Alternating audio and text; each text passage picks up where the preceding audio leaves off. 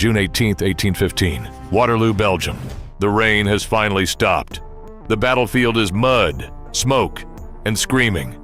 The greatest army Napoleon Bonaparte ever commanded is collapsing in front of him in real time, regiment by regiment, turning from a fighting force into a terrified mob running for their lives.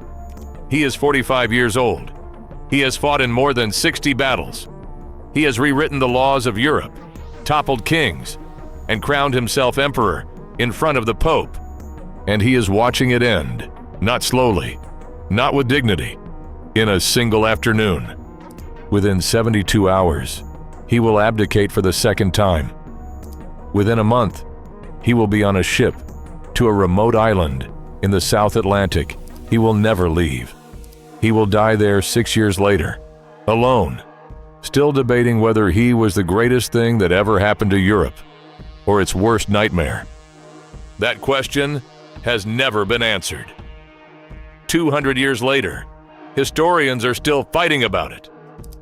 Was Napoleon Bonaparte a once-in-a-millennium genius who dragged a continent into the modern world? Or was he a narcissist in a uniform who got 3 million people killed for his own ambition? By the end of this video, you will have everything you need to decide for yourself. But first, you need to understand where he came from, because nothing about Napoleon's beginning suggested any of what followed. And that is the part most people get wrong. Napoleon Bonaparte was not French. He was born on August 15, 1769, in Ajaccio, on the island of Corsica, which had been transferred from the Republic of Genoa to France just 1 year before his birth. His family were minor Corsican nobility of Italian descent. His first language was Corsican Italian. When he arrived at the French Royal Military Academy at Brienne at age 9, his classmates mocked his accent. They called him the foreigner, the little Italian. He was also poor by the standards of the institution around him. The French aristocrats who surrounded him had titles, connections, and money. He had none of those things. What he had instead was a ferocious need to prove something, and a mind that could absorb military history the way other children absorbed fairy tales. He graduated at 15 and was commissioned as a second lieutenant in the French artillery. Not the cavalry, which was glamorous, or the infantry, which carried prestige. The artillery, the technical branch, the one that required mathematics. He was exactly where he needed to be. Then in 1789, France exploded. The revolution tore the old order apart, and in the chaos it created, a young Corsican artillery officer with no connections and no family name suddenly found himself in a world where talent mattered more than birth. Napoleon had been waiting for exactly this world his entire life. The moment that announced Napoleon to France came in 1793 at the siege of Toulon. Royalist forces had handed the crucial port city to the British, who had filled the harbor with warships. The Republican army trying to retake it was a disorganized mess with incompetent commanders. Napoleon, 24 years old, a captain, walked into this chaos and immediately identified what everyone else had missed. The key was not the city. It was a fortified hill overlooking the harbor called L'Aiguillette. Whoever held that hill controlled the water. Controlled the water, and the British fleet had to leave. The British fleet leaves, and Toulon falls. He took the hill. The British left. Toulon fell. Napoleon was promoted to brigadier general within weeks. He was 24. Over the next 3 years, he turned the French army of Italy, a starving, under-equipped force fighting in the Alps, into a machine that won battle after battle against Austria's professional armies. Not by having more men. He almost never had more men. He won by moving faster than his enemies expected, dividing their forces, and concentrating everything at the weakest point before they could respond. In one Italian campaign, he fought 12 major engagements. He won all 12. By 1799, France was exhausted from a decade of revolution and war. Its government was corrupt and collapsing. On November 9th, Napoleon walked into the legislature with soldiers at his back and took power. He was 30 years old. first consul of France, not emperor yet, but it was only a matter of time. In 1804, Napoleon did something that stunned the entire Western world.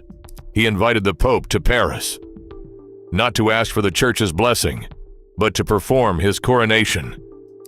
And when the ceremony reached its climax, and the moment came for the Pope to place the crown on Napoleon's head, Napoleon took it from him and crowned himself.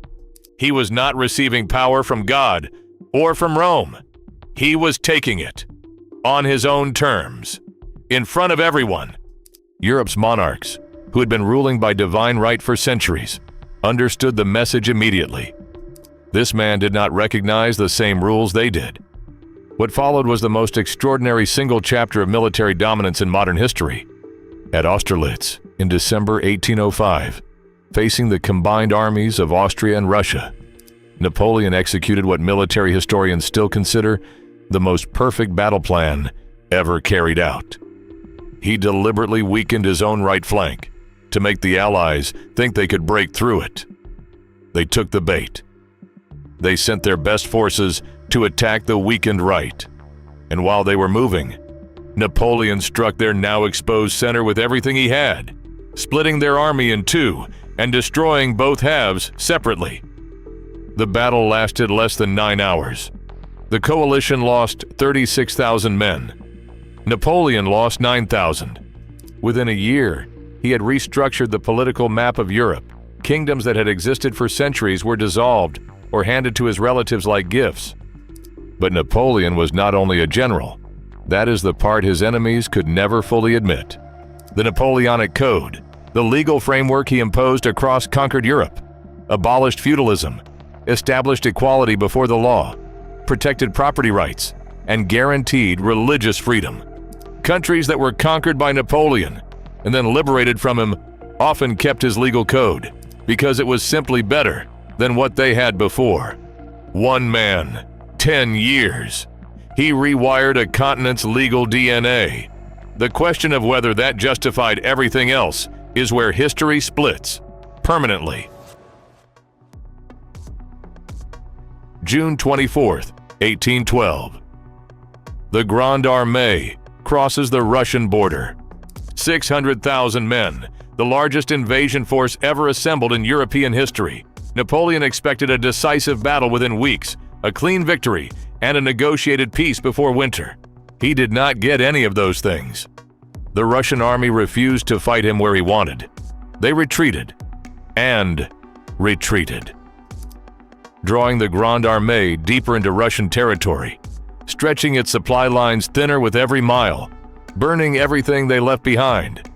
So there was nothing for Napoleon's men to eat or burn. Napoleon reached Moscow in September.